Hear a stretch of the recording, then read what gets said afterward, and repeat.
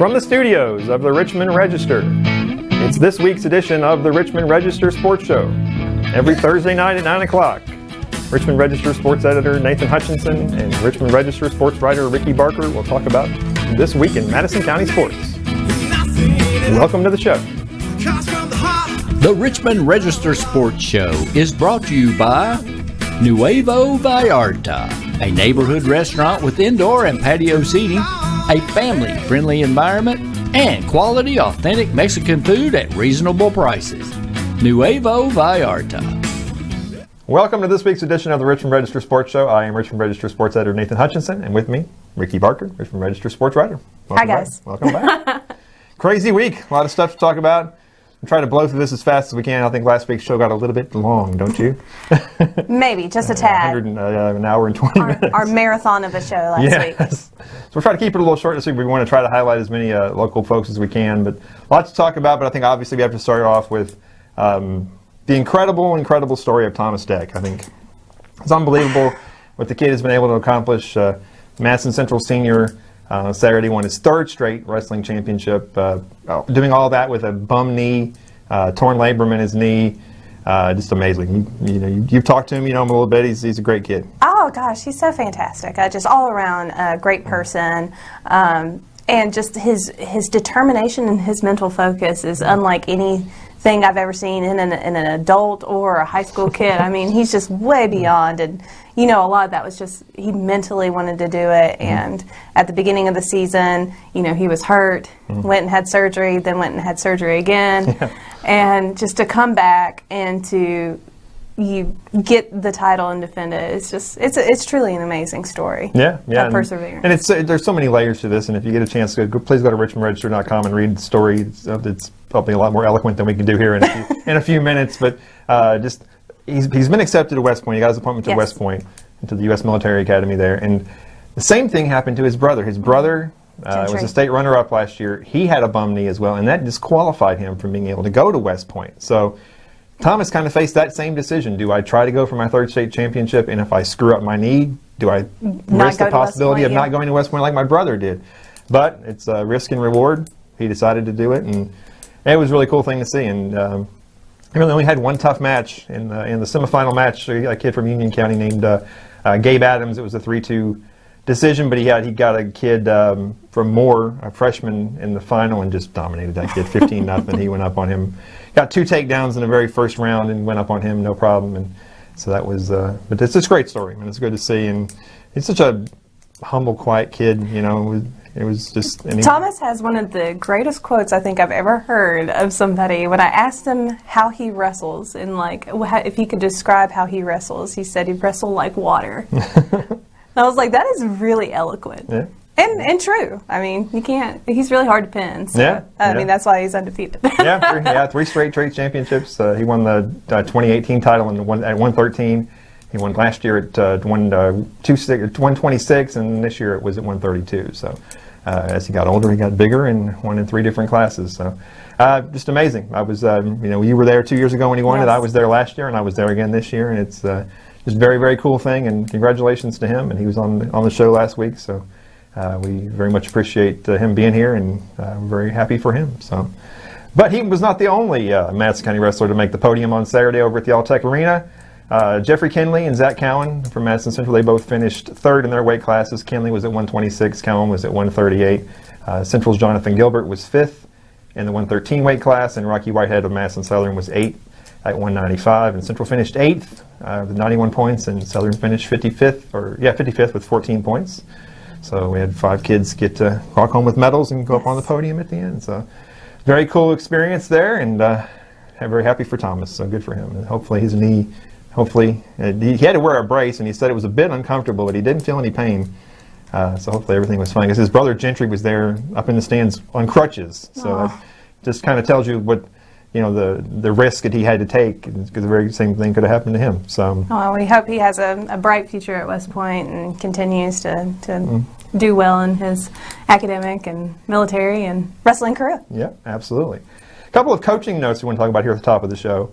We got word, I guess Monday or Tuesday, that Berea football coach Aaron Stepp had decided to resign his position. It was reported by another media outlet at first, and it was reported in such a way that seemed a bit suspicious, but we spoke with Aaron, and the car accident he was in this summer, he's really never fully recovered from. He has severe nerve damage in both his legs, and that's the reason why he's stepping down. He didn't do anything wrong. There wasn't any scandal or controversy. So we kind of want to make that clear to everybody that there wasn't anything bad going on or anything like that. He does hope to come back maybe the year after. He did not want to step down. It was not something he wanted to do.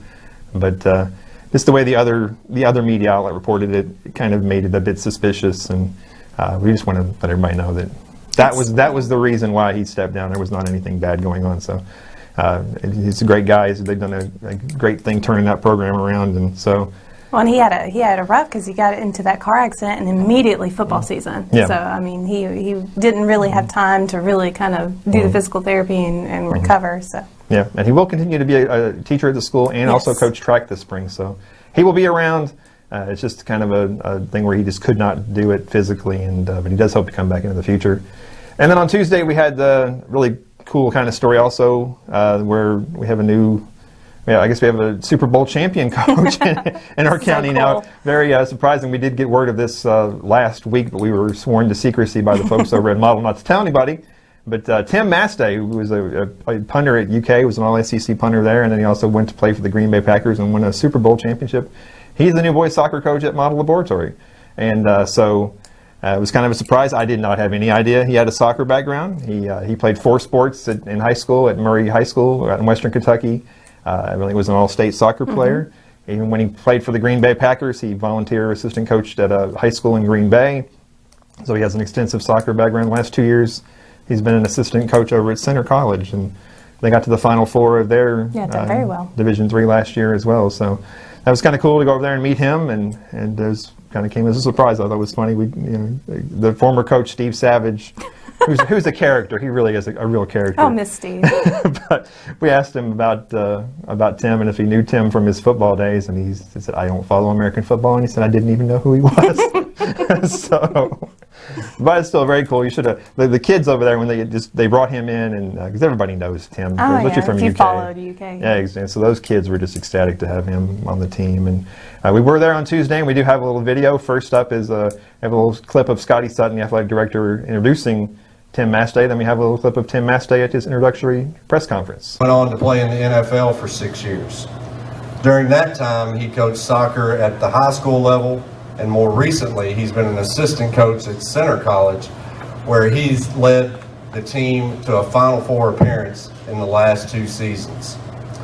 We are absolutely ecstatic that he and his family are joining us, and we absolutely can't wait to get started.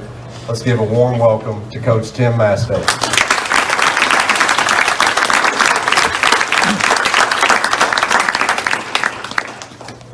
Well, thank you, Scotty. Thank you, everyone, for being here. I am equally ecstatic to be a part of this family now. Not just the Model family, but the Richmond community in general. My wife and I, we just moved back here. We've spent quite a bit of time here and have a number of friends here and have always enjoyed the area. So looking forward to that. Scotty, the conversations we had over the past few weeks played a huge role in my wanting to be here, so thank you for that. Thank you for extending the offer to come here. The rest of the administration, Mike as well, Melanie, have enjoyed all those interactions. Looking forward now to working with the players and get to know you all. I'm very cognizant of the success the program's had in the past. I see Coach Savage sitting out here. I know what you built here, and so that's one of my goals is to continue to build on to that. So I'm looking forward to that challenge. We've got a lot of work ahead to do that. I will also say this. So I'm professionally come from football, but played soccer growing up my whole life and coached soccer for the past few years. Love soccer, very passionate about it. Love coaching in general. But probably what I care most about is the experience that the young men have playing now here at Model or any other team I've coached with. I care a lot about that. So we're going to have a lot of fun. There's a lot that will go into having a great experience, but that is at the front of my mind as we will get rolling here. So thank you for being here. I'm looking forward to being a part of this, and I hope to make you proud. Yeah, so that was a really cool experience Yeah. over there on Tuesday, and like I said, I saw, it was funny, last week they told me who it was, and I kind of was like, Who? That guy, the kicker guy? And he's like, yeah. And I was like, he's a soccer coach? And they're like, he's got an extensive soccer background. So I didn't know. So I'm sure a lot of people didn't either. So, but very cool to meet him. He was very nice, and we look forward to having him. His family's already moved here. They bought a house. And His wife's from Berea? Berea, yeah. And they have 3 small children. So welcome to the community, and look forward to talking to you in the years to come. And hopefully you can come sit in here and be on our show. You can bring a Super Bowl ring with them. Oh, that'd be cool. I want to see that. That would be cool. Well, looking ahead to this weekend, we have the Kentucky High School Athletic Association State Swim Championships. For the first time in 14 years, they are back in Lexington at UK. Thank goodness. So they've been in Louisville for a long, long time, but they're back at UK this weekend, and we have tons and tons of kids over there. We had, of course, the region was 2 weeks ago, and we won 17 of the 24 events were won by Madison County kids. So a lot of those. But what we're going to focus on today is the divers, because we talked about this last year too, but it's another cool story we have here is the Patterson girls down at Madison Southern, the 3 girls down there who... 3 sisters. Yeah, 3 sisters who have just, it seems like an odd place to be diving in Berea, but they have done it for a long time, and you interviewed them on Tuesday, and you've interviewed them before as well. They're very familiar with you, so I mean they're an interesting group of kids. Oh, they're so competitive with each other. I think that's what the dynamic between those 3 is so amazing. They play off each other, and they've done it for so long, and they're all so very, very talented in each individual ways. And I was able to talk to them about what happened at Region.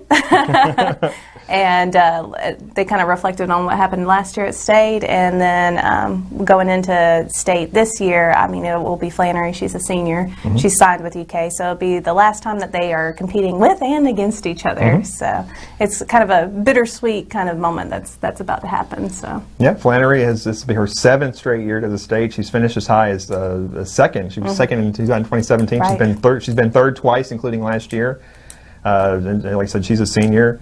Lainey Patterson is the middle one. She's a sophomore, and this is her 5th straight year she's been to State, and she's been as high as 12th, I think. Mm-hmm. And then the younger sister actually is kind of stole the show a couple weeks ago with the regional. Regions, yeah. She's only in the 8th grade, but Reagan Patterson won the region title, beating out Flannery. Yeah, the older sister.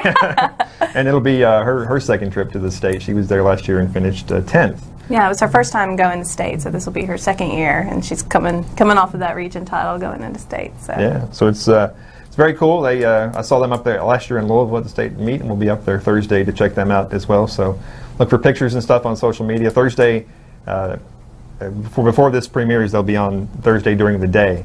So we'll have the results for you then. But they're doing the prelims, semis, and finals back to back. All in one day. On one day, Thursday, and it'll be over, and then they have the boys come up right after them. So it'll be good. And of course, like Flannery said, they train at UK, so that's home turf for them. It's like practice. Yeah. So, but you did get a chance to talk to them Tuesday. Yeah. They were nice enough to come by our office here, and you got a little video of the 3 of them, and they even got a little trash talk in there, I think, right? A little bit, yeah. Like I said, they're competitive. Flannery does not like to get beat, and especially by Reagan. But Reagan, she was so happy. Yeah. So here's a little of the thoughts of the Patterson girls as they get ready for the state tournament.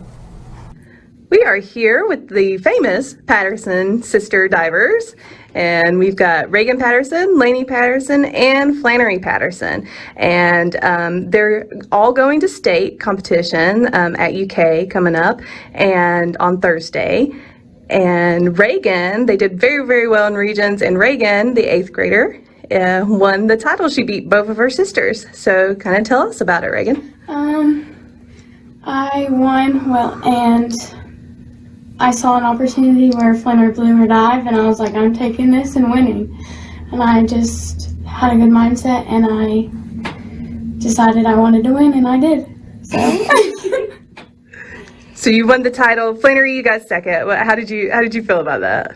Well, obviously, I wasn't planning on getting second, but I was happy for her, sort of.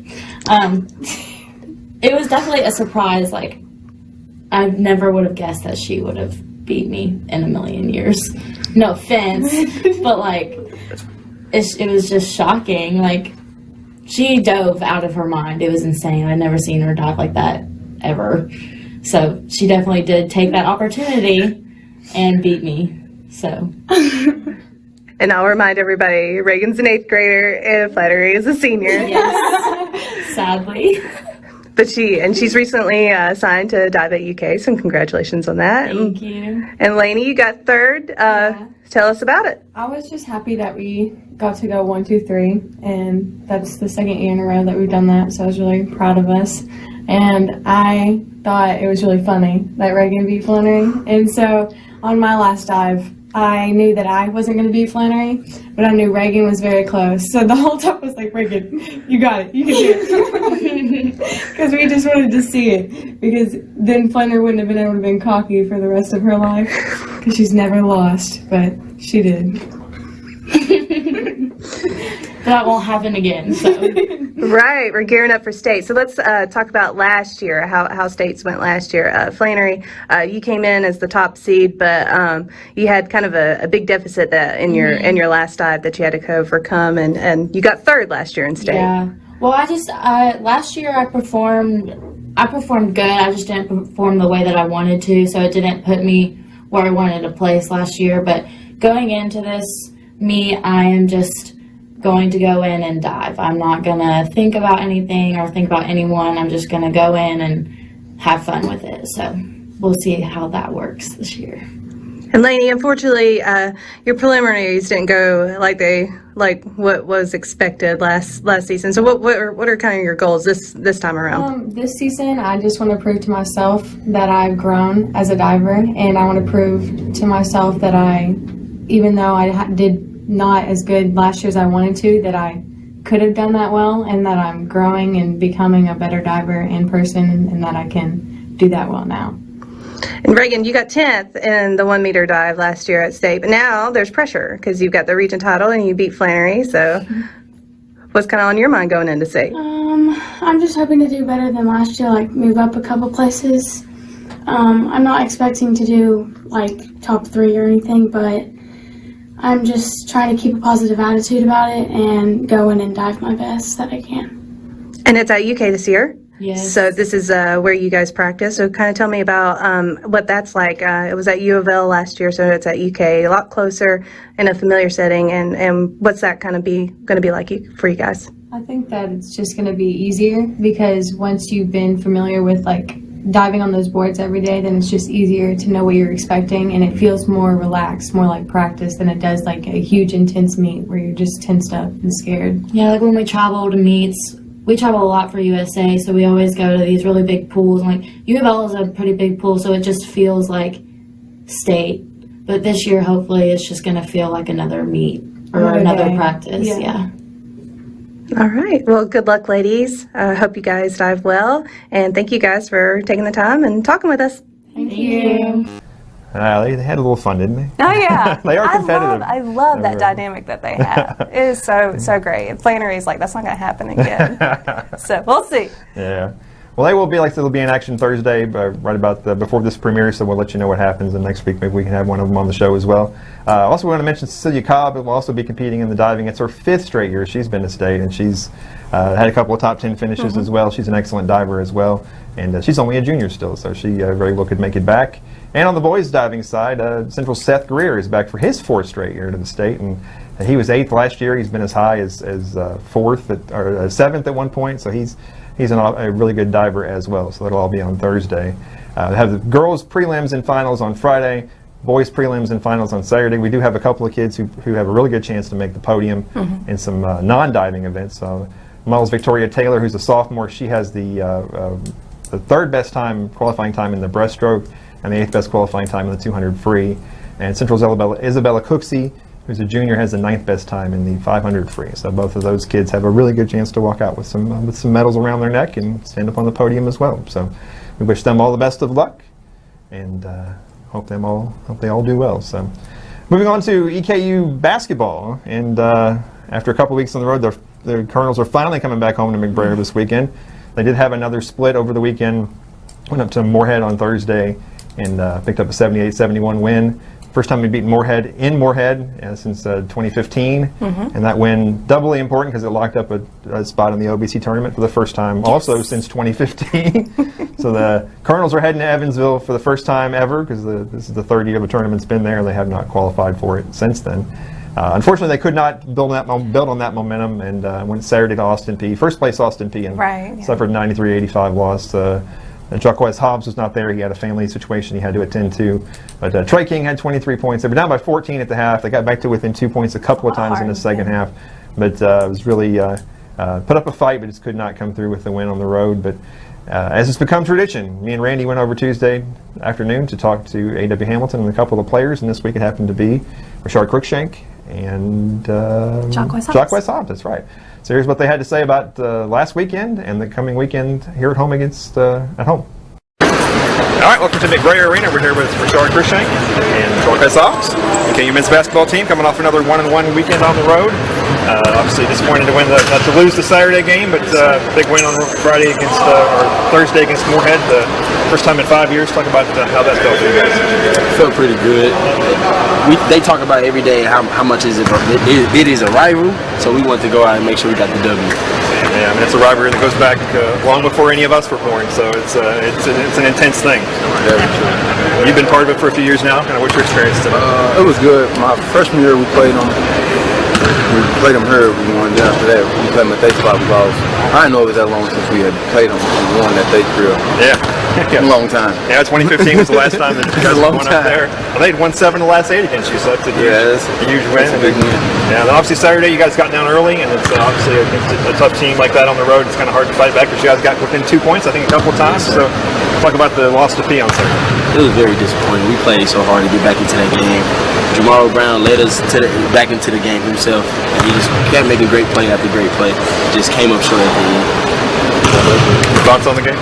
It was. I actually wasn't at the game. I was at a funeral. Okay. But it was from watching it. We fought, that's what we do in every game. We fought. It was a tough game. Some calls didn't go our way. We could have made some better plays down in the stretch. But I feel like we came a long way. We just building on. Yeah, of course the win on Moorhead was significant in so many ways, but the most important thing probably is it locked up an OBC berth for you guys. First time you're going to be in the tournament in 5 years. Nobody on this team has ever been to the OBC tournament, so talk about what that means to you guys. It feels great to be able to come in my first year being from JUCO, come in and be able to contribute to something special like this. This feels really good because I've been here 3 years. We ain't never made it, so I'm pretty good. I'm happy. I'm excited. I can't wait to get it going. Yeah, especially for not even the seniors have been there. Lachlan and those guys have been there, so it's been a really long time. I was joking with you before you turned on the camera there. People must mispronounce and misspell your name, first and last name, all the time up there, right? Every day, even in class. It's been like that your whole life, probably. Yes, sir. Growing up, I always had a significant name, and people always misspell it, missay it. So it's always been like a thing for me.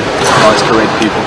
Running joke with you and your friends or anything or family? Yeah, my friends used to always call me Crook. I don't know why. Crook. They call you that. Oh, told me, that's a new one right there. Crook. What do they call him? Hobbsy. Yeah, they don't even call me by my first name. They don't even try to say it. They just go straight to the last name. Hobbsy or Quiz. Yes, it's Hobbsy or Quiz. Most likely it's going to be Hobbs, though. They still don't say Quiz right. Yeah. I heard Quiz. With the big Q, right? Yeah, I heard Quiz. I heard Quest. I heard all types of stuff. Okay, well, every week we come over here, try to have a little fun with you guys. So this week we're going to do a little trivia on. You guys are going back to the OBC tournament for the first time in 5 years. It's in Evansville. So we're going to do a little trivia. What do you know about Evansville? And probably not going to know a lot of these, but we're going to have fun with it. Okay. We'll start off with the most obvious question, and you guys should both get this. Of course, you're from Louisville, so you better get this. What state is Evansville? Indiana. That's right. So what's the name of the arena that the tournament is played? I don't know. You guys have never gotten there yet. Yeah, I don't know. Yeah. It's the Ford Center. I plan to know from now on, though. Yeah. Did you ever play? You never went over there when you were in high school, at AAU or anything, or played over in Evansville? Or Evansville? I don't think so. Okay. All right. Let's see. How many years in a row has the OBC tournament's been in Evansville? The year before that, it was in Nashville. This is the second year? I think it's like 6. Third straight year. Any idea what the population of Evansville is typically? About 3,800. A little bit higher, a little bit higher. A little bit higher, okay. It's six figures.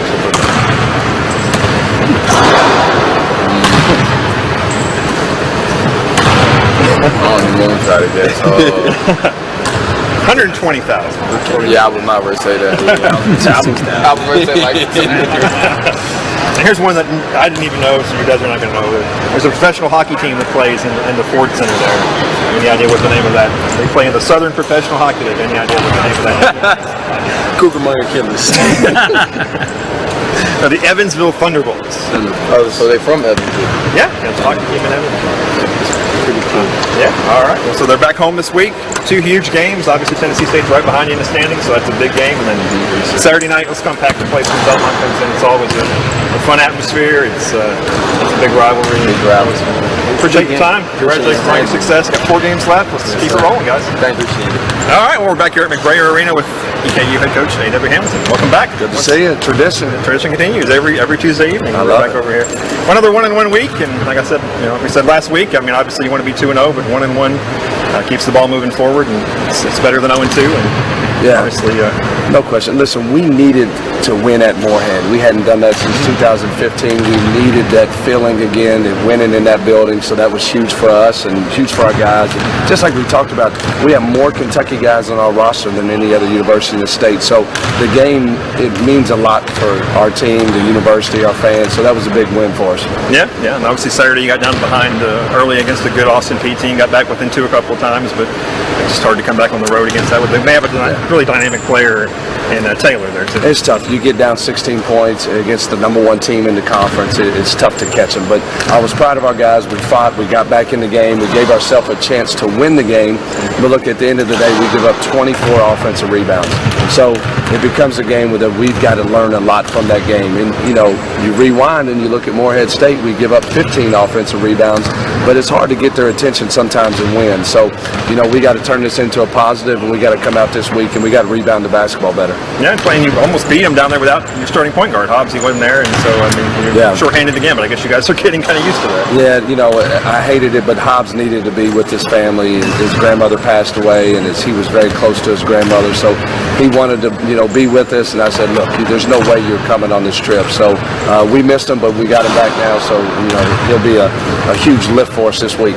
Yep, back home 2 huge games, Thursday with Tennessee State, and you look up and they're only 2 games behind you in the standings with 4 to go. And so this is turns into a huge game because those top 4 teams get buys. The top 2 get double buys, and the next 2 get a single buy. So Thursday night's a huge game here at McBrayer. Yeah, it's a huge game. Listen, Tennessee State is one of the most athletic and talented teams in our league. And, we played them in their building. We played incredible, and we came out of there with the win. They'll be fired up to play us. We'll be fired up to play them. So it'll be a great atmosphere Thursday night. So it's a very big game for both teams. And you have a Saturday evening game against Belmont. Those are always draw huge crowds.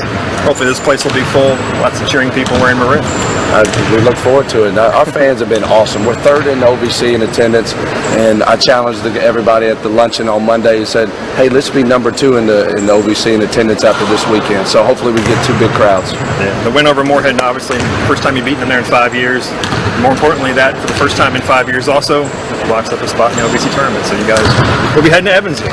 Yeah, and look, like we talked about last week, as we keep playing, we got a chance to improve our positioning in that tournament. So, we don't just want to make it. We want to compete in the tournament and have a chance to go to the NCAA tournament. Yeah, like I said, the top 2 teams get a double bye all the way to the semifinals. The top, the 3 and the 4 get a single bye through to the quarters.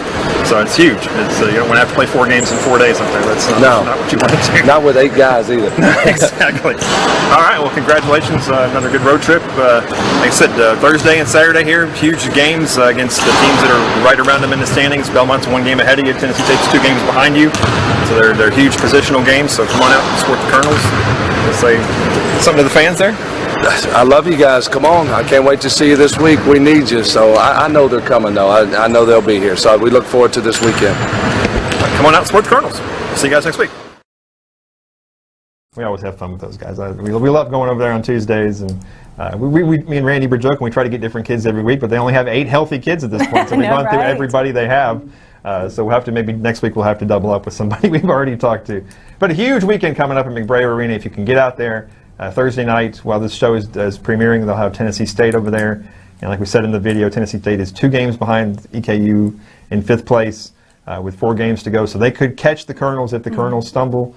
And then obviously Belmont on Saturday, who is a game ahead of EKU, so the EKU could catch up with them as well. So they could finish anywhere from 1st to 6th at this point. We're seeing how the last 4 games go. Right. So Still very important games. I mean, yes, they're going to go to the tournament, but the seeding is still kind of up for grabs right now. So. Yeah, and like AW said in the video, the top 2 teams get double byes all the way to the semifinals. The 3rd and the 4th seed get a bye to the 2nd round. So that's very important to keep it rolling and not have to play 4 games in 4 days. You don't want to do that. Come out, support your Colonels. They still, Absolutely. They Saturday night will be a blast. 7 o'clock against Belmont. The place will be packed. It's always a good rivalry game. Belmont's such a good team. They're so well coached, and they're really fun to watch. So we'll see if the Colonels can pull off the upset. They couldn't beat them down there in Nashville, but it's at home now. So it's home, we'll yeah. see how it goes. Home court advantage. That's true. EKU women also split last weekend. They beat Morehead State 68-47 and then lost at Austin P 69-53. They're sitting at 4-10 in the league. They're in 10th in the OVC. They are just 1 game out of the 8th spot. So they've got 4 games left to try to make up that spot and also try to book a ticket to Evansville as well.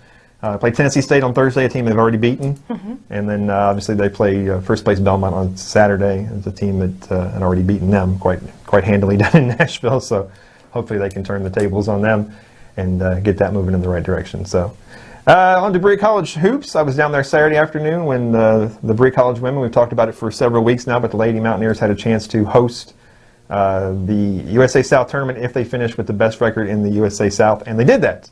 They rolled to a 109-56 win over Wesleyan College on senior night, and that locked up the title, and that means that they are now 22-3 on the season, 15-1, and they will host a quarterfinal game on Saturday at 2 o'clock, and if they win that, the entire USA South tournament will be played at the Seabury Center in Berea, so that's a very cool thing. Make them come north. That's right. It's a really cool experience too. The 4 seniors on that team. And of course, we know one of them quite well, in Brianna Lanham from Madison Southern grad, but also Nikisha Green, Bethany Williams, and Kirsten Barnes. The 4 years that they played together, 80-22 with 3 conference championships. And they probably would have had a 4th one, but the first year they weren't in a conference. They were transitioning from NAI to Division III, so they didn't play for a championship that year. But amazing record for those kids, 88-20. That's basically 22 wins a year, and hopefully more to come. So they will play Saturday against a determined opponent to be determined, and hopefully I think it's 2 weeks after, a week after that will be the tournament. So could have a chance to win a championship on their home floor. That'd be great. I hope so for those seniors. Yeah. They've worked hard. Yeah. Like I said, it's a great group, and Brianna Lanham has over 1,000 points. Nikisha Green is the all-time rebounding leader with almost 800 rebounds, so it's a good group of kids, and they won really easily on Saturday, and the 2 freshmen really didn't even play that much. The 2 fabulous freshmen, they let the seniors play most of the game, and they hit a bunch of threes, and it was fun. It was over by halftime, and everybody got to celebrate, and it's what you want senior day to be. You want to go out with a win and celebrate a championship and all that good stuff as well. Now, on the men's side down at Berea College, they're fighting for a spot in the tournament. They had lost 7 in a row. And then on Tuesday night, they came up with a great performance, 66-60 win over Covenant College, home down at the Seabury Center. And Covenant College was the first place team in the Western Division. And Berea is sitting there in 6th place, and they jumped up and beat the number 1 team. So that hopefully will put them in a position to wrap up a spot in the USA South tournament as well. Quay Charlton had 21 points in that game, and Terrell Carter had 11 points and 12 rebounds. And they have one more regular season game. They will play Saturday at home against Methodist. That'll be at 4 o'clock after the women's tournament game, which will be at 2. So, well, moving on to high school basketball. Of course, it is that time of year. We have a couple more games over the weekend, and then Monday we're at McBrayer, and it's going to be fun. Tournament time. Yeah, I know where people get a little bit out of shape when it's Central versus Southern in the first round, and when it's a blind draw, it happens sometimes. Yeah. But it's going to be exciting, though. Yeah. It's going to be exciting, and all 4 games should be great matchups in the first round. On Monday night, we do have both the Central and Southern boys and girls playing each other. That will be the boys of the second game at 7:45. The girls go first at 6. And then Tuesday, you have Model and Berea boys and girls, once again, 6 and 7:45. and then the championship game on Friday, February 28th, and it's going to be crazy. I think it's going to be huge crowds, especially that first night. I mean, both Central and Southern have great student sections, and show up and bring lots of signs. And if you want to say some, say something nice. Say something about Richmond Register, and we'll put you on the show or something. If you've got a great sign, and just motion. I mean, we'll both be there. Just motion us over. Yeah. If we'll decide who had the greatest sign, we'll bring you on here. Yeah. So, if you want to be on the show, and we always take lots of crowd pictures and put them up on social media. So please feel free to cool signs, as long as they're PG though. Yes. Yeah, we don't want you getting kicked out of McBrayer Arena. And say something nice about us. No. Keep the bad comments to yourself. But please come out and watch the games. I know we talk about it all the time, but they are available on some streaming services and stuff. But it's so much more fun in person. They got $6 a game, or actually for both games. You can, for the doubleheader, $6. Come out and pay your money. It gets so loud in there. The bands play. It's just a fun atmosphere, and the kids love it, and the kids just thrive off of it. So come out and support everybody, and it's more fun to be there. Let's just say that. So. But kind of wrapping through the last week or so with all the high school teams here, kind of real quickly, Madison Southern boys, they had their first 3-game winning streak of the season. Yeah, they did. They're sitting there at 15-13. They beat Franklin County on Tuesday night to get to that third straight win. So they also beat Harlan County and Nicholas County last week. And the man has been Hunter Buchanan. Yes, he has. He's been on fire. Yeah, 26 of 45 from three-point range in his last 4 games. He had 6 threes the other night against Franklin County. Just been tearing it up. He's caught fire. Someone lit a fire under his butt, and he's just playing really well. Yep. And so good for him, and good for Madison Southern. 15-13, 3 straight wins, and they'll be at home Friday night against Corbin to wrap up the regular season. The Bree Community boys on Tuesday night, they celebrated their senior night with a very nice, easy win over Heritage Academy. They also beat Danville Christian last week, and in between there, they went down to Union College and played in an event where they lost to Bell County. But in the game against Heritage Academy, Jerry Whitaker, 27 points, 15 rebounds, and they've won 9 of their last 12, so they're playing really well at the right time of the year. Yeah, they are. And so they wrap up their regular season on Friday night against Frankfort Christian. The Madison Central boys had an up-and-down week again. They play such a tough schedule. Every game seems like it's the best team from whatever region they're playing. You're right. But they're 12-16 on the season now. They did beat Walton Verona at home last Friday, 70-58, and had to go down to London on Monday and lost 66-50 to a really, really good South Laurel team. And you all know it's hard to go out of your region and play and get calls. That's for sure. Against Walton Verona, Cole Brown had 26 points and Braden Ray had 18 points. And against South Laurel, Cole Brown had 18 points as well. They're at home Friday night. And speaking of tough opponents, they're playing Covington Catholic, the 2018 state champions.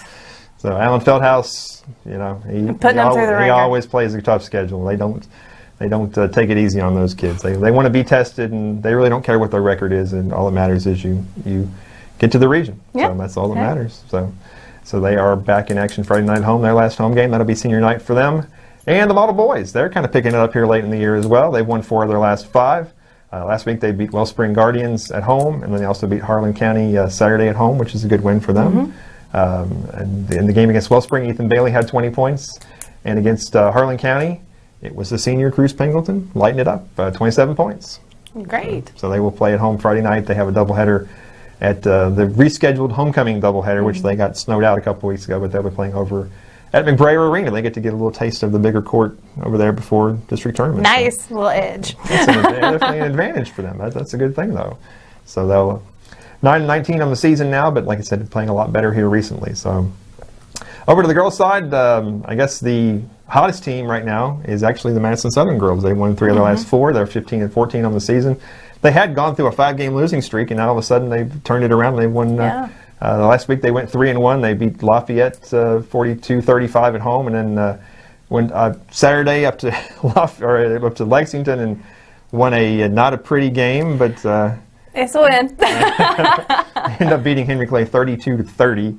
high-scoring affair there. And you were there Monday night when they lost to Bishop Brossart. Yeah, that was another close game. They had a lead in the very last minute, and then unfortunately Bishop Brossart, they have some really, really good shooters, especially one particular senior shooter that's really, really good, and she made it to the free throw line, and it was the difference between the game. But they lost 59-51, but it was mostly the free throws. It was a lot closer than that throughout the game, but. That was the last game on Monday. So yeah, well, they bounced back Tuesday and beat Boyle County. Good win on the road against the good Boyle County team, 59-51 as well. Samantha Cornelison, she just continues to tear it up. Against Boyle County, she had 27 points, and against Brossart, she had 24 points. She's averaging 17 points a game on the season, and she just keeps doing what she's doing. Every week we say the same thing. She had 20 points. She had 20 points. She had 20 points. So she's really doing really well. So. Congrats to her, and congrats to her team. They're playing well at the right time, and they'll celebrate senior night on Friday against Garrett County. They have a bunch of seniors on that team. Yeah, they do. Quite a lot. Yeah. All right. Well, then the Bree Community Girls improved to 15-13 this week. They went 1-2. They lost to Jackson County, 89-62 on Friday on the road, and then they bounced back and picked up a couple of wins at home. They beat Redbird 67-51, and then beat Western Hills 54-22. In the win over Western Hills, Alexis Newman had 12 points. And then against Redbird, Newman had 15 points, and Madison Hell had 13 points. Though they played Thursday night, as we were taping this, home against Frankfort in their final home game of the season. They paid tribute to their one senior on Monday. Madison Cummings. But she got a steal and a layup. It was really all right, cool. Maddie. And in the second half, she got loose, and I've never seen anybody get so happy. It was great. But she usually plays soccer, so yeah, she's mostly a soccer player. Yeah, definitely. It's great when those kids do that, because also going back to the boys' side, the Tuesday night at Berea, the kid they call Cheeto, Chris Seals, got in there and hit two threes late, and just to watch the reaction of his teammates, the kids that don't get to play much who are seniors and they get in and score on senior night, it's just it's a great moment. Really cool experience. But yeah, they're definitely playing pretty well. They'll be back in action tonight against Frankfurt. Model Lady Patriots are now 18-9 on the season. They won one, lost one last week. They've lost 3 of their past 5, and they are battling some injury issues right now. Yes. Taylor LeCompte has a concussion, and I'm not sure what is wrong with Summer Ray, but she has not played in the last few games either. So they've been extremely shorthanded, but they did find a way to beat Brown 65-53 Saturday at home. They went up to Frankfurt on Tuesday and suffered a 63-53 loss. Keaton Hall has been trying to step it up when everybody out, and she had 26 and 12 rebounds against Brown. And then she had 22 against Frankfurt, and McKenna Tuttle had 10 as well. And they will play Friday night versus LCA over at McBrayer Arena for part of homecoming. So, and our guests tonight, the Madison Central Lady Indians, they are kind of scuffling here down the stretch a little bit. They're now 11-16 on the season. They have lost 4 straight. It's been an incredibly up and down season for them. Yes, it has. They've had some nice winning streaks. They've had some bad losing streaks. So it's kind of been up and down. Right now they're a little bit down. Had 3 losses last week. They lost to Rockcastle at home 68-40 last Thursday. And they also lost to Nicholas County on Saturday at home 41-36. And then they went up to Bryan Station on Monday night and suffered a 49-46 loss. So they're scuffling a little bit right now, but one game can turn your whole season around this time of year, especially when you head into the district tournament. So against Bryan Station, Brianna Beerbaum hit a bunch of threes and had 16 points. And Jekauri McKeithen had 15 points and 7 rebounds. And against Nicholas County, Jekauri McKeithen had 13 points and 16 rebounds. So they will wrap things up for the regular season on Friday night over at Dunbar. And they'll try to get a win to try to get some positive mojo heading into the district tournament. If any team can do it, it's them. They can fire it up when they need to. All those young kids. That's true. It's scrappy. It's a young team, but they do have the two senior veterans, and McKeithen and Todd, who were really great leaders and great players. And it's all shaping up to be a great tournament on Monday night and Tuesday night. So, like I said, please come on out. It's going to be great. If you can't get there, we'll keep you updated on social media, but we much prefer to see you there than sitting home looking at our Twitter feed. So come on out and check it out and have some fun, scream, eat some popcorn, and just enjoy basketball. Make a sign with our name. No, not our names on it. We don't want our names on it. Oh gosh, no. But the best sign, we'll have you here. Yeah, that's a deal. We'll go for that. No, best sign. Absolutely, yes. But like I said, just keep it PG. That's all. All right, well, we do have the Madison Central girls basketball team here with us, and like I said, they are getting ready for the big showdown with Southern. I know they're chomping at the bit. I know Taleya Todd, we were just talking to her, and I don't think she could hardly sit in her seat. She was ready that to was go. a close game earlier this season that they played with them, so they're looking for a little revenge. Yep, 2-point game, and they missed 8 free throws in the fourth quarter, so which I think everybody remembers that quite frequently, quite memorably who played in that game. They all know.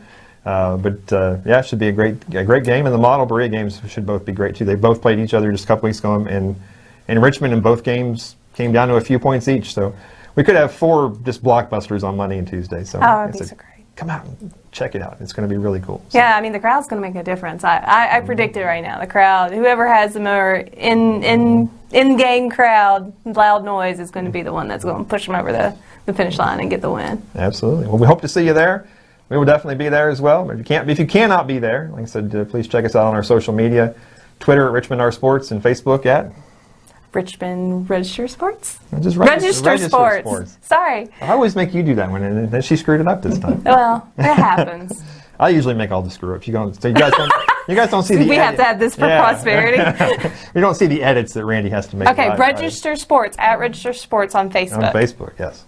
And you get there'll be a lot of stuff on Twitter. You get bonus stuff on Facebook as well. A lot more pictures on Facebook. Yeah, because we have more. Yeah. Well, you can put more pictures on a Facebook post. So we'll put a lot of them out on Twitter as well. But if you don't do both, you need to check out both because there's extra content on there as well. Well, videos. A lot of our videos go to Facebook too. Absolutely, yeah. So there's a lot of extra content there. So check them both out. And all the games will have stories with them as well. They'll be up on richmondregister.com if you want to read more about it than just little blurbs, social media blurbs. If you want to get the deeper story, come check us out at richmondregister.com or pick up a newspaper. We still print. We still have a newspaper. Yeah, I know it's a dying, art sometimes. Or some other papers are, cutting back, but we're still here. Not us. Yeah, we're here. Well, thanks so much for watching again this week, and we'll be right back with Brad Lovely, the head coach of the Madison Central Lady Indians. The Richmond Register Sports Show is brought to you by Nuevo Vallarta, a neighborhood restaurant with indoor and patio seating, a family-friendly environment, and quality, authentic Mexican food at reasonable prices. Nuevo Vallarta.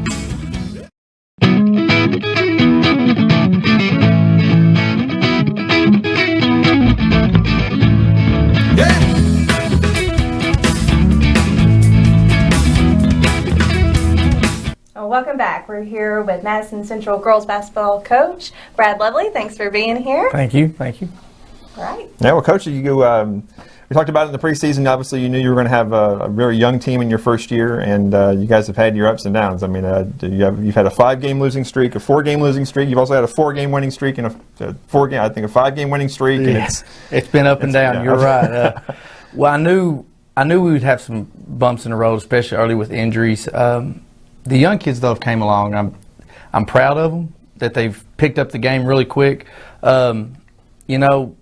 With the change in coaching style and the kids that we've got coming, we're 3 new starters. Mm-hmm. It's a lot at the beginning of the year, but they've caught on and they've gelled really well together.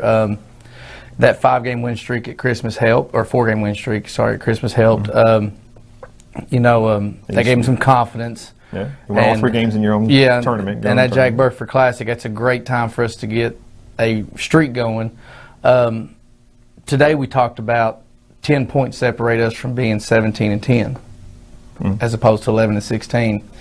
And I think they're buying in and understanding that's the little things that we need to improve on and then continue to improve on. So we're still learning, we're still growing, but it's been a fun ride, to say the least. Yeah, and the change of coaching staff, but obviously you were on the staff with Robbie Cooksey for over a decade. So, and being the JV coach, you coached a lot of these younger girls. So it really wasn't that hard of a transition. No, I know what makes them tick. I've had them, a lot of them for 4 years, and so I know what buttons to push, what not to push. I knew what they could do and how they'd fit into what I want to do with the team as opposed to what Robbie did. Robbie did a good job, 2 region titles, and I was lucky to learn from him. But I also know that these girls are a little different than what we've done in the past, and so I'm just letting them run. They're athletes, and they love playing that way, so I'm just turning them loose. Yeah, I guess the last couple of years played a lot of zone, kind of slowed it down, and you told me the other day after the Estill County game, you said, we just want to get up and run and go. Let them be athletes and let them run around and do their thing. That zone defense was great when you've got like 5 or 6 kids, and that we've got 8 or 9 that we can play. They're all the same. They all run. They're athletic as all get out. I've not seen an athletic group that well at that age since Laren Brooks and Ashton. I mean, they just run and gun, and they can play defense, and it's exciting. It makes it fun to coach. Yeah. Well, I mean, you're sitting here, I guess, at 11-16. Obviously, not the record you guys would want, but it doesn't really matter in the end. You've got to win a game in the district, and obviously, district tournament next week against Southern in the first round. It's only the second time that past 11 years that Central and Southern have drawn each other. But you told me the other night, you said, especially with this young of a team, you almost like that. You want them to have that challenge. Maybe it'll get them motivated. Maybe it'll crank them up a little bit and be ready to go. They're chomping at the bit. We knew we had them at Southern. Going 0 for 8 in the fourth quarter, it burned them a little bit. And just knowing that we could possibly beat our rival and then also eliminate them from postseason play, I think they're going to be focused. They're going to be dialed in. They know Southern's the 4th best team in the region, and it goes through them. They're defending district champs, so we know we've got to beat them to win it. So they're ready. I mean, once we saw the draw, they were excited. They were ready to go. Yeah. Ricky, you were at that first game. It was definitely an intense game. Oh, like it always is. It always, yeah. I was about to say that. I mean, it was just kind of back and forth. But in the fourth quarter, they were able to get you on the free throws. Yeah, I think experience helps them. They've got a junior and senior led team, and again, we've got 3 brand new starters, and one girl, Eve, she didn't even play on the team last year, and so every game is a new experience for her, and she locked up. I put her on the best player of every team. She's our best defender, and she. Yeah, I think she was on Sam, and she frustrated Sam. So she got in foul trouble. Yeah, and so that's what we try to do. We try to take teams out of their comfort zone, and Eve does a really good job of that. I remember after that game, you were still. I mean, it was disappointing because it was such a kind of a close loss, but. I remember we talked about how great of a learning experience that was, and how you guys have just kind of taken that on, and each game they get more mature, they get more comfortable. Yeah, and we talk about it all the time. It's little things that we keep messing up. Mm-hmm. No team has really beat us. We beat ourselves. And Bryan Station the other night, we lose by 3. We shoot 9 for 23 from the foul line. Yeah. I mean, that's us beating ourselves. Bryan Station didn't do anything that we couldn't handle, and same thing with any team we played. I mean, even Scott County, when we played them at home, it was we were in the game. We just missed shots, and you got to score to win. Right. I mean, team that scores the most points wins. So yeah, I mean, you're a young team, but you're the 2 seniors you have coming back as returning starters. Really, just a great legacy. They both just got 1,000 points. Jekauri McKeithen and Taleya Todd, and they'll both be here in a minute to talk with us. But they just, they started playing in the 8th grade at varsity, and they're just kind of the heart and soul of the team. Yeah, they made my job a lot easier this year. Trust me. Jekauri's really close to 1,000 rebounds too. I think she's 37 by my calculations. 37 away from 1,000, and that's a heck of a career. 2,000 point scores and so close together. I mean, one was on the 6th and one was the 10th. I mean, it was like back to back. I thought they were going to get them on the same night. But they are. The kids love them, and they've taken the role of the moms as well. They really bring the young kids in. This is how we do it. This is what you need to do to get better. And the kids have responded, and that's why they're a good, close-knit group. Yeah. And those 2 have made, again, my job so much easier because they keep the house clean. And they do it the right way, and that's what I like. Yeah, I've seen them in games. Just the conversations, just out on the floor with the younger kids. It's just very, hey, do this. Go here. I mean, it's really and it happens. Yeah. I mean, they listen, and you guys make plays. And y'all, like you said, the 8th grade, they were there in 8th grade too, so they know when one of my 7th graders out there, we were there. Mm-hmm. We know what you're going through when you're on the line with 3 seconds left and you've got 2 free throws. It'll be okay. And so they give them that confidence, and takes a lot of pressure off a lot of kids. Yeah, McKeithen is just a double machine every night. Every night. To a 13 and 11 right now, I've never seen a kid play that hard and rebound that well. And we've had some great ones come through Central. Bosley. Yeah. When we started looking at the stats, we had Sade, Ashton Feldhouse. None of them got close to 1,000 rebounds. And she is and really playing 3 years, because her freshman year she didn't play that much. But 400. I think she's on pace for 400 rebounds this year. And that's amazing to me. And we're still short a game. I feel bad because we didn't play a full season. So, but yeah, and then Taleya on top of it, playing with a torn labrum. Yeah. I mean, she's just gutting it out. And those are the kids you want to coach and you want to see succeed. Yeah, I mean, we kind of thought earlier in the year you guys might try to kind of hold her back, but I think she's only missed 2 or 3 games. I think she's I thought maybe you might kind of ration her time or something. Yeah, you guys are just going with it. I guess as long as she can handle the pain, I guess you just go with it. We started the season. We were going to try to hold her off till after Christmas just to see if we can finish through the year without any issues. And she came to me and the trainer's like, "Coach, I feel fine." She says it's going to hurt. Doctor told me there's nothing else I can do. It's going to have surgery. As long as I'm not hurting the team, can I play? And I was like, it's up to you. I mean, I got the doctor's orders. And she came back and it sparked us. And that's what we needed. Yeah, 12.5 points a game and almost 3 rebounds a game too. And she's the heart and soul of our team. Yeah, I mean, those younger kids look at her and go, look at what she's battling through. And she just keeps going. And nobody has an excuse anymore. No excuse anymore. That is true. We talk about the little point guard, Eve Carter, just a freshman, like you said, didn't even play last year. I've noticed in recent games that she hasn't been scoring much, but man, she's had a lot of assists. What, she had 7 or 8 last night? Yeah, she had 7. Some of her issues is she doesn't know when to be assertive and when to give it off to Taleya and Jekauri. We actually had a talk yesterday about being a little more assertive offensively because she can get to the hole anytime she wants to. And she's still filling out her game. She doesn't know if she should be a scoring point guard, a facilitator. I want her to attack. And, taking a year off the ball, it's hard. And, you throw her right into a starting lineup, and she's missing minutes from JV and freshmen that have helped other kids. So she's learning on the fly as we go. So. Yeah. And Brianna Beerbaum, when she gets it locked in from outside, she has 44 threes on the year. She's our 3-point shooter. She's actually doing a lot better job rebounding. She's picked up 3 or 4 rebounds a night the past 3 games. So I'm proud of that. And she's a little, bless her heart, I call her. I say she's short all the time, but she gets mad. But she does it. She works hard. All of them, they just work really hard. They're learning the game. And she battled back from an injury. Yes, yeah. So the first 3 games, I think we were missing 4 starters. Yeah. So when you're throwing a 7th grader out there against Bourbon County and they're wide-eyed, it's tough, but we took it in stride. So yeah, I think it's just two kids that played all 27 games. It's McKeithen and Hammett are the only 2 that played all 27 games. So. And actually, Hammett didn't start. She came off the bench, but we threw her in the starting lineup early on because of injuries. But now she's worked her way as one of the starters. She's put in a lot of work, and she got a 15-foot jump shot, and it's money. That's how we beat Catholic. She hit the wide open shot. Yeah, Gretchen Hammond had the game winner. Yeah, I mean, she stepped right in and hit it. So yeah, and you got other younger kids too. I mean, obviously Gretchen is a junior, but you've got Raylan Miller is a junior too, and Natalia Strader is a 7th grader. Tiana Long, a 7th grader.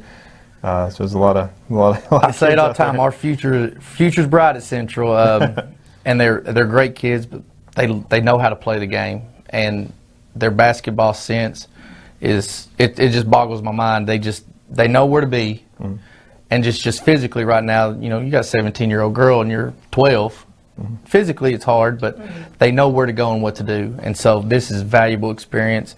I think they're getting like 15, 16 minutes, some of them a night, varsity. So you can't beat that experience, and I just hope it'll pay off in the end as long as they keep working, and I think they will.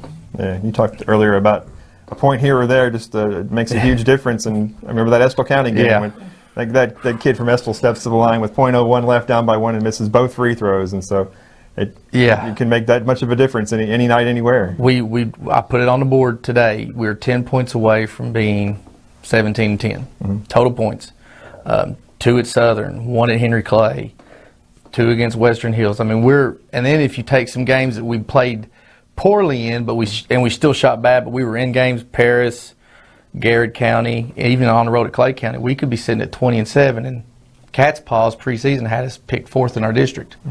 So I think we've turned some heads, and it's the girls. They were upset at what happened last year, and they want to prove some people wrong.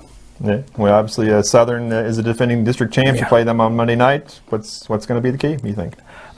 Free throws and turnovers. That's we're to the point now where we say the hay's in the barn. It's in the barn. If we hit shots and we play our defense, we got a shot to win. They're a really good team. It's scary because they've got kids that can score, multiple kids. You look at their roster, besides Sam, you got 3 or 4 that can hit a three. They're all averaging about 7 or 8 points a game. They're deep. The first time we played, we pressured them really well. I don't think they'll be surprised by our athleticism. So it really comes down to hitting shots and taking care of the ball. Yeah. Especially on your scoring on your end, the scoring side of it. I mean, you've told me many times this year, if we can get a third kid in double figures, then we're probably going to win. Yeah, our goal is always get 3 in there. McKeithen and Todd are going to have double digits, and then we got to have somebody else. And some nights it's Beer Bomb, some nights it's Hammett, some nights it's somebody else. I'd love to have 5 kids score double figures too, but typically if we get 3 kids scoring, we're in that 50-point range, and that's we like to score and run, but we do a good job defensively of holding teams under 50 points. So our goal is always to get to that 50-point mark and just keep teams from scoring. But turnovers, we got to force turnovers. That's our game. Yeah, get out in transition, get those transitions. Run. Yeah. All right. Well, we look forward to Monday night. It's going to be a lot of fun. I know a lot of people hate it when you guys draw each other, but I think it's exciting too. I know it's an exciting start. Yeah. The other game's going to be great too. Berea and Model Girls. We saw them just a couple weeks ago over here in Richmond, and it was a 4 or 5 point game. So, and you guys played Berea. That was a 4 or 5 point game. Yeah, it was another one of those down the stretch. Free throws. Yeah. So every one of these games could be really good. The final could be really good too. So we appreciate you being here. Thank you. Thank you so much for being here, and we will be right back with Jekauri McKeithen and Taleya Todd. Do you want to advertise on the Richmond Register Sports Show? Now you can. Contact us now at sports@richmondregister.com or message us on Facebook today. If it's sports in Madison County, we cover it. Advertise now on the Richmond Register Sports Show in Madison County. The Richmond Register Sports Show is brought to you by Nuevo Vallarta, a neighborhood restaurant with indoor and patio seating, a family-friendly environment, and quality, authentic Mexican food at reasonable prices. Nuevo Vallarta. All right, welcome back. We're here with Madison Central seniors Taleya Todd and Jekauri McKeithen. Thank you all for being here. Thank you for having me. I appreciate it. That's obviously we're coming up on the end of the regular season here, and you guys being a couple of the seniors on the team, it's this season has been a wild ride, hasn't it? You've got a lot of young kids on the team, and there's been a lot of it's a lot of adversity. Yeah. Injuries, young players. There's been I think you guys have had a 5-game losing streak, a 4-game losing streak. You've also had a 5-game winning streak and a 3-game losing streak. So it's been all up and down. All over the place. So kind of talk about what the season's been like today. All over the place. I think one of the biggest things is that most of them are inexperienced. Me and Kari have played varsity for a while, so we're really the only ones that have the most varsity experience. Other than Bree and Eve that also started in Gretchen, they didn't play any minutes last year. Rarely any, I should say. Yeah. Jekauri, what are your thoughts on this season so far? We're doing things differently. Our offense and our defense has changed. So I think that's where we're adjusting to new things. And of course, we're bringing in new players and middle schoolers, and they get some varsity experience, and they're learning what high school basketball really is. So. Yeah, and you guys have played at the varsity level since the 8th grade. Mm-hmm. How do you kind of mentor and kind of teach those younger kids? How do you go about that? That they're going to get it at some point. Varsity basketball is a whole different section of basketball than anything else that I've ever played, at least. And I think they expect to be able to jump right into it, and they're not going to be able to dominate the game the first time that they're playing varsity. They are they're a big help to the team, but I think they're trying to rush into it and trying to be the best that they can be, which is good too, but it's going to take time for them to get used to the flow of varsity basketball. Yeah. Are there particular kids that you kind of took under your wing and mentored a little bit, or Eve or anybody? Or more Eve and Natea, and pretty much the ones that are playing varsity, so Natea, Tiana, and Brittany, and then Eve, which she's a freshman, but she also wasn't on the team last year. Yeah. And now she's starting varsity, so. Yeah. Well, kind of how have you taken on a bigger leadership role to keep? I work with mostly the juniors, the post juniors, like Raylan, Carly, and Grace, because they all haven't had any varsity experience either. So I was working with them a lot because they're gonna be back next year soon. And you know, I was telling them, like, it's a lot to work with, especially if you're like the only big person there and you have a big role as well. Yeah. You guys just both went over 1,000 points, and you're actually approaching 1,000 rebounds. I mean, how cool would that be to get the 1,000-point mark in both of those? I can't imagine that's happened very often in any high school in Kentucky. Yeah, it's an amazing milestone to have 1,000 points and 1,000 rebounds, and I feel like I've accomplished something big. So. Okay. Because we were just talking to Coach. I don't think even like Sade Bosley or anybody like that ever, or Ashton Feldhouse or anybody like that got to 1,000 rebounds. So that's pretty. That's big. Yeah. Did you kind of? They came before you, obviously. Did you kind of look up to them when they played at Central? Mm-hmm. I've actually looked up. The one I've looked up is at Erica, because she's played at the level where I want to be. Like, I'm going to be playing college ball next year. So that's what I wanted to do, play 4 years of college ball and get a degree in physical therapy, and hopefully You're talking about Erica Parks, who played at Central, then she played at Berry College, and now she's on the staff with you guys, right? Yep. She's assistant coach. So, yeah, we've got it. There's been quite a few Central kids here recently who've gone off to college. Any of those kids you looked up to when you were younger? Honestly, I think the biggest person I looked up to would be Sade, just because my first year playing, I was in the 6th grade, and I think it had been her senior year, and she was the tallest one in there, and we would, like, watch the varsity practices just because Tate wanted us to, like, get a feel of how it was going to be in a couple years, and she was always just out there working, and that's who I always have looked up to also. Yeah, she went on to have a great career at Cleveland State, and then she's a model now, isn't she, I think? Something like that. She's a professional model, so... I want you to explain to everybody kind of what you've gone through this year. I mean, we see you out there with all the strapping on your shoulders, but kind of explain it to everybody, because you're basically have had to play all year just kind of battling through pain. So it's been a rough time because my shoulder will like come out just from like running sometimes, and it hurts for weeks after then. But I didn't want to sit out my senior year. They had told me that my labrum was torn and that I can either have surgery then, but I wouldn't be able to play, or I can try and do physical therapy, play with the brace on and stuff, so I wouldn't have to sit out. Of course, that's what I did because I wasn't trying to sit out my last year.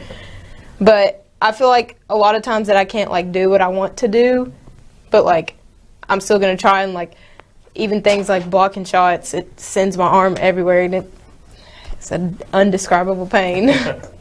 Yeah, I mean, it's just something they kind of talked earlier in the season about kind of managing your minutes, but it doesn't seem like you missed a couple of games early, but you've been in there. Yeah, because they had wanted to hold me out till after Christmas, but I didn't want to do that either. Just because one of my biggest goals was trying to get to my 1,000th point, and I knew I was close, so I was trying to like have all the games that I could have so that I could get there. So I shot that down real quick because I didn't want to sit out till after Christmas. Yeah, well, it's tough going through a coaching change your senior season, but Jekauri, I mean, Brad was on the staff. He's been on the staff for a decade. You guys knew him, so it must not have been that big of a deal, I guess. Lovely, he's actually closer to us. You know, with Cooksey on the team, it was, I would say he was burning out, you know. There was a few games, like, he really wasn't, like, coaching. And then, like, Lovely would tell us, like, hey, get back in the game. He'll draw some plays, and, you know, we'll do it. And then we're still doing that. It's the same energy and the same level that we put with Lovely. And I feel like he's figuring out the connection that we have as a team and what is our strength, and we can put it in the game because we're athletic as well. Especially with the younger kids. He coached a lot of them at the JV. And I feel, for me at least, that it's helped a lot just because me and Lovely have always had a close relationship. He's been my gym teacher since I was 5 years old, back in kindergarten. And then he's always been a positive person, too. And, like, him being close with us helps us be, like, more comfortable, be able to tell him stuff and, like, be able to fix our game, take criticism without feeling, like, attacked or anything. So I think that was a big improvement for us this year also. Mm-hmm. Okay. Obviously, Monday nights, the big showdown. I know when Central and Southern enjoy each other in the first round, a lot of people get upset by that, but Coach was like, "Hey, bring it on! Let's do it." I'm excited. I'm ready. I'm so excited. Ready. I can't I'm so wait. excited. Yeah, I mean, remember the first game, you guys missed 8 free throws in the fourth quarter and lost by 2 points. So reflect True on the statement. first time you played them. Well, I think everybody was nervous. First of all, that's probably the biggest crowd we've ever had at one of our games, and everybody's wanting to beat Southern. They're our biggest rival, and worried about like stuff that like they say on social media and like other players from Southern's team just like getting in each other's heads. I think it made us very nervous, and that affected the game just a little bit because we played well for most of the game. The free throws were a big part. That's been a big part in most of the games that we've lost is us missing free throws. What do you remember about the first game with them? The first game, I feel like it's going to be a big hit. It's a now or never situation. And I feel like we have to go our hardest. And the past games we've been playing, we got to put all 4 quarters together. Not just 2, 1. We got to put it all together. And with us, our athleticism and the way we go after the ball, I feel like we have a chance and we can execute it like that. How do you get those younger kids that have never played on the court that big? And you guys obviously have played there for several years now. How do you get them to adjust to that bigger college court over at Eastern? Learn. Just have to Put them trial by fire, huh? feel as if they're in our shoes playing possibly their last game of basketball and hope that they have like just as much tenacity and like enthusiasm as we do, and not to hang their heads whenever they miss a shot or make a bad pass because there's just much time to do something else and make up for it. Yeah, all right. That's Monday night over at McBrayer Arena. That's Central and Southern playing the first round. Girls are at 6, and boys about 7:45 or so. It should be a huge crowd. I think both games should be amazing. Very excited for that game. It could be, who knows what will happen. I guess it would just find out when we go over there. Yeah. On the court. But it's going to be a lot of fun. I think all 4 teams are worthy of going on to the region, and only 2 will. So that's what makes it fun and I'm sure scary at the same time as well for you guys.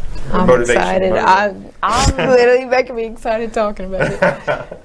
Well, I asked Coach. I'll ask you guys, what do you think's the key to beating him this time? Free throws for one. That's exactly what I'm practicing. Defense. Transitioning.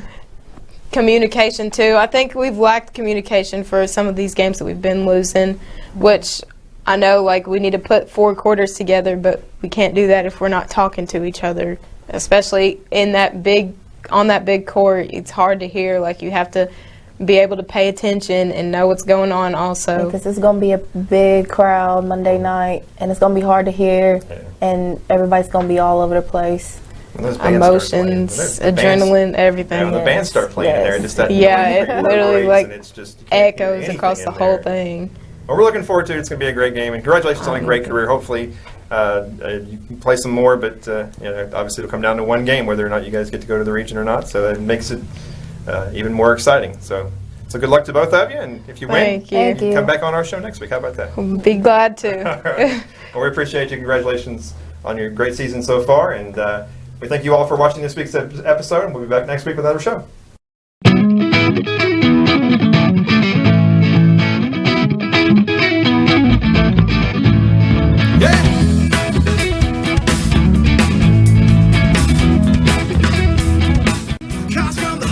The Richmond Register Sports Show is brought to you by Nuevo Vallarta, a neighborhood restaurant with indoor and patio seating, a family-friendly environment, and quality, authentic Mexican food at reasonable prices. Nuevo Vallarta. Do you want to advertise on the Richmond Register Sports Show? Now you can. Contact us now at sports@richmondregister.com or message us on Facebook today. If it's sports in Madison County, we cover it. Advertise now on the Richmond Register Sports Show in Madison County.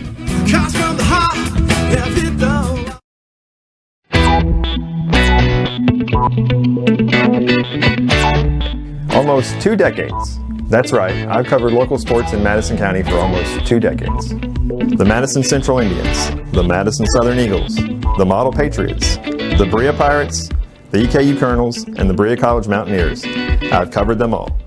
Football, basketball, baseball, softball, volleyball, track, cheerleading, golf, youth sports, and more.